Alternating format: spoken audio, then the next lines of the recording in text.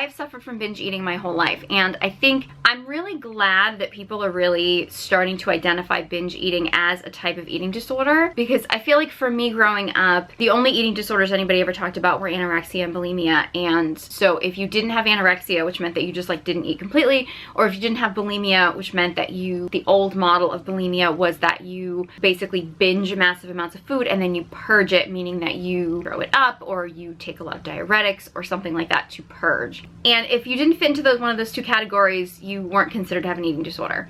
And I've suffered from binge eating my whole life, and I have a video going into a little bit of my background with binge eating, how it was a learned behavior from childhood and things like that. But it's something that I have been dealing with my whole life. I actually think in hindsight, binge eating is actually often similar to bulimia.